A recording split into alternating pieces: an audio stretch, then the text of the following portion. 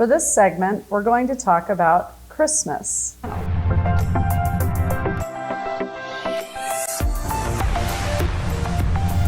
So Tom, tell us what Sag and leaving Sag and moving into a Sun in Capricorn around the holidays means and how those two energies are different. Okay, well, what's interesting is we're going through most of the prepared for Christmas period with the Sun in Sagittarius. Now, Sagittarius is about indulgence and overdoing everything in a big way. It doesn't have to mean indulge, it just means doing things in a big way. And so it's very interesting that through the period prior to Christmas, we're out shopping, spending tons of money, eating drinking, parties, all the parties we're going to, Christmas parties, all this stuff is going. What's interesting, Jupiter is the planet that rules Sagittarius. And what's unique about the visual of Jupiter in the solar system, it's the largest planet. So it's so much bigger than all the other ones. So again, it represents symbolically overdoing in large ways. And then we come to a screeching halt on the 21st, 4 days before Christmas, into Capricorn. And then Capricorn is about restriction. It's the complete opposite of Sagittarius. And so the planet that rules Capricorn is Saturn. And what makes Saturn's visual so different is the fact that it's got rings around it, which is like holding it within its parameters. I mean, it's a belt. Yes, yeah. Now tightening the belt after Thanksgiving from all that food. So yeah, and we're going to have a moon in Capricorn on Christmas along with the sun. And so, you know, as I put in my forecast, and I think we've talked about before, this is going to be a very traditional Christmas. This is not about doing things outside of the box. This is about doing within the parameters of tradition about what we always do. No one's going to like it when you want to bring in a new recipe, or if you want to, you know, try some different, put a different kind of tree. Everybody's going to want it to be. And maybe make a recipe from the past. You know, your grandmother's recipe, right. Or do something that your great uncle used to do. Make a fruit punch with a little extra spice in it. Yeah. You know what I mean. Well, I also warned about overspending during the Sagittarian sun, because what happens is right after Christmas and New Year's starts, we're in Capricorn, and all of a sudden here come the bills. Yes, right? Yes. I have to say, Sagittarius this year for me, it was exhausting, but it was so much fun. Oh, it's always fun. And that's what Sag really is. They're exhausting because they're so much fun. Yes. And they seem to have Sagittarius aspect of people often have an attitude of, well, why not? Let's just try it, which is why I have so many Sagittarius friends, I'm pretty sure. But the thing is, going into Capricorn, I think we need a little restriction. I think that's a good thing to, you know, become grounded. And Capricorn rules fathers, so you're going to be missing father figures. That could be grandfathers, fathers, godfathers, men that were important and special in your life. So when you're at dinner in Capricorn sun with the Capricorn moon, maybe have some pictures from the past. I think sharing photographs this year especially would be important. And I know with what I do, the deceased love to show up for holidays. They love to see what you're up to, and they love to hear stories about themselves. So often the men, they want you to save them a chair. The women want you to cook something. They like it when we act imperfectly, because that's what being alive is. Is it? That's what being alive is. Our flaws are beautiful. Well, thanks for justifying all my flaws. So, you know, the flaws that you beat yourself up about, embrace them. It's actually the beauty, the magic of who you are as an individual. I do like Christmas a lot. Obviously, look at the way we're dressed. So Tom and I thought it would be fun to dress up. I am Christmas cheer. Obviously, I'm the Grinch. And it's funny because I was in Tom's car with him. We were going to his house, and they had put up a bow and a wreath in his housing development. And his reaction, and I thought this was so funny, he goes, "Oh God," because he was so underwhelmed by what they did, but also like, do you have to put that gaudy bow up? Yes. And so the Grinch seemed apropos at this time of year. And you're going to find that you have some relatives that are Christmas cheer, maybe a little too much cheer.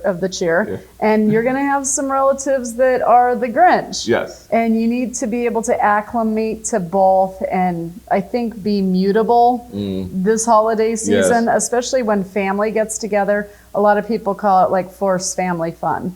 Well, yeah, because again, family is when all the drama happens. Everything's drama in the family. And I always say if you have a family that's full of drama and then they start talking politics, which please do not. Don't do that. Don't do that. Kiss of death. I always find the best way to go into a situation when it's really concentrated in family, like Thanksgiving and Christmas, is to go in and just sit down like you're watching a movie and just observe. You won't get involved that way. You'll watch your family members like characters in a movie instead of getting sucked into the drama. Right. So yes, and this Thanksgiving, my brother came over, who's a Sag, Michael, and I drank pomegranate champagne cocktails. He had a big grin on his face all night because Sagittarius usually does. If you know a Sag that isn't any fun, they probably have an affliction of some sort in their chart. Because most Sagittarius, I find, are the life of the party. Sure, yeah. And if you get a bunch of them together, your party's going to be great. So we had a good time. And then I pulled out pictures from when we were little and we laughed. And I brought out pictures of Grandma Jenny and how she had nice legs even when she was older, and she always tried, and it was fun, and we had the best time. Yeah. And our daughter Sophia had the best time seeing her mom and her uncle Michael just cracking up and talking about childhood and how it was when we were little. And I think the best thing you could do for your kids and grandchildren this year is to really just tell them about relatives that they didn't know, and they really want to hear the funny stories. Yeah. And that's the best thing you could do to lighten the sun and moon in Capricorn this year. Keep it light. Talk about the fun. No politics, no religion, no news. Just keep it at the table and about the people, and you'll have an amazing Christmas. Don't bring up the past in bad ways. For instance, Aunt so-and-so cut so-and-so out of her will and I didn't get anything. Don't do that. Yeah. That's a bad idea. So be mindful of your conversation and your own energy that you're bringing to the party. I'm not really a Grinch, but there's a reason I'm more Grinchy than most people. It's because I didn't have a traditional childhood. So for me, there wasn't a family that was very traditional, and there was a lot of drama growing up as a child, and Christmas wasn't really that special. And I'm just down to a sister now. It's just the two of us. So it's not like when you have lots. I mean, Christmas is children. Mm-hmm. Christmas, not that adults can't get into the same spirit. I do the best I can, but I'm always in somebody else's party and somody else's Christmas. I could bring my children over. Well, they're grown up now, so they're fine. They're still fun. They don't want to be around me. But that's, I like Christmas. I love looking at the lights. I love the atmosphere and everything about it. But it's just like, that's about as far as I go with it. It's so funny. During the holidays, I get excited. I'm watching the movies. I'm planning what I'm going to cook and who's coming over. But as soon as New Year's Day hits, I'm ripping everything down. I'm done with it. I want to move on. It's a new year. So we're getting to that point in the year where you're just kind of like, 2019 had a lot of content. It progressed a lot of people. It challenged a lot of people. And depending on how you handled those challenges kind of determines the energy of what you're taking into the new year. And so that's important. Wasn't a 3-year. 2019, if you add all the numbers up, breaks down to a 3. Was construct or destruct, you had said. Right. And I saw a lot of people construct. They faced the challenges and they grew from it. They started new ventures, new businesses, just new chapters in life. And going into 2020 being a 4-year, how would you tell people to handle that energy? Well, 4 is, I am a 4 in my own life number. And so for me, because... Does that mean that a 4 year is a Grinchy year? No, actually. 4 is, and because I had a destabilized childhood, it's why I was a 4, because 4 means foundation. Okay. And so 4 means to stabilize your life. It's to get it on track. So is your life, would that be the energy of your life then? Would be to find stability within your own life? Yeah, because even as an adult, I moved every 5 or 6 years, and I was always trying to figure out where I belong, where I fit in, these types of things. And it was about mid-40s where it finally settled down because I had to find out how to create stability in my life. Right. And then my life really changed 180 degrees when that happened. But for all of us going into a 4 year, it's a year. 4s are very supportive people. They're people that support others in their foundation. Sometimes they have a hard time with their own. Non-Grinchy people? Non-Grinchy people, yes. And so I get the sense that if you know what you want to do, it's time to settle down. And it also means small baby steps to your goals, not like giant leaps and skipping steps. That's a big issue with 4. Is it about, so don't skip steps. Don't skip and steps. So are you making your visions a reality? Right, yes. Is that what a 4-year yes. is? You take your visions, but you take your steps to them. You don't feel like, don't be impatient, in other words. It's like if it doesn't turn out right away, don't abandon things very quickly. That's good advice. That's good advice. So practical steps. Yes, yes. Okay, that makes sense. Now let's give people a heads up on New Year's Eve. Because we have a moon in Pisces. Yes, it'll have a sun in Capricorn and a moon in Pisces. So moon in Pisces, that's okay. And it's a party night. Oh my God. So it's please careful drinking. Be very careful because Pisces is a sign of over imbibing, right? Needing to Uber. Uber should be very busy that night. Yes, hopefully, Uber, Lyft. Yeah. I would say this about moon in Pisces as well. It does seem to make people very accident prone. So you definitely don't want to risk the driving for many reasons. Right. But also, I have friends who are Pisces, and I hope she won't mind that I'm sharing it, but I'm not naming her, so it should be fine. Here's Pisces in a nutshell when they have a good time. Trips over a fire hydrant and breaks her arm. I'm like, how did you not see a fire hydrant? She's like, I was having a good time. I was looking behind me to see who was there.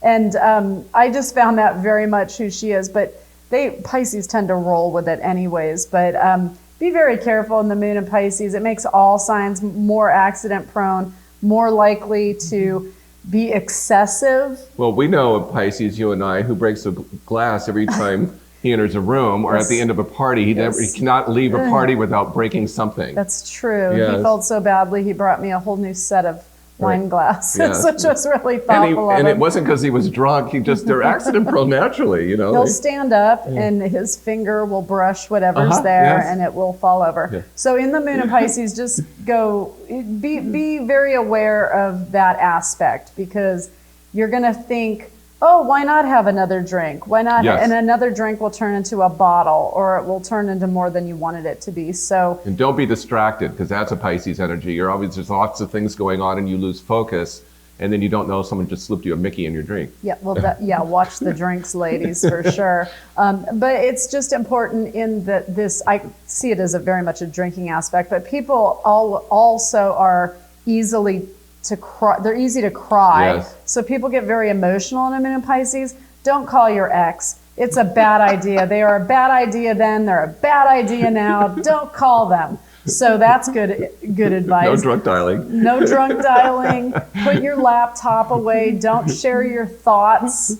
Don't do that. Don't send naughty pics. No, just have a good time and be aware of who's around you taking pictures or videotaping you because being public figures, we definitely have to be mindful of that. But I find now everybody does. Yes. So be careful because sometimes 12-year-olds thinks it's really funny to videotape the adults after they've had too much to drink, and then they put it out there on social media. And Pisces does rule film, so there's gonna be a lot of cameras rolling that night. Go in with a plan on New Year's Eve of how you want to come out of it on New Year's Day, so that you aren't hating yesterday's version of you. Yeah, try not starting off the new year with a massive hangover, right? Ooh, that's never a good thing. No. So because then Capricorn hits you hard. Okay, so with the sun in Capricorn and moon in Pisces, will the sun in Capricorn anchor people more, or will it be more of like, now I miss my dad and I've had too much to drink and now I'm gonna cry? I mean, what is that? I think it goes either way. If you're more Capricorn in your nature, then you won't go to any of the parties. You'll just stay home and watch the ball go down in New York and fall asleep. So maybe people will want to stay home more often. Yeah, the earth signs will stay home and the water signs will go party. Oh, the water signs. Bless their hearts. We love those water signs. So I think that sums up what you can expect for the holidays and give yourself a roadmap to going to Christmas and New Year's Eve. Be mindful of that. And everybody should have a Merry Christmas. I hope you had a Happy Hanukkah. Did that pass already? Is Hanukkah? Yes. Yeah. Happy Hanukkah of past. And I hope you have a Happy New Year. Thank you, Tom, for all of your wisdom and insight. Thank you, Allison, for your beautiful elf costume. Oh, thank you. This was very embarrassing, but very cheerful, don't you think? So I hope that all of you have a happy holidays, and we'll see you in the new year. Happy New Year. If you like this video, please like and subscribe. For more information, please visit AllisonDuBois.com and TomMcMullen.com.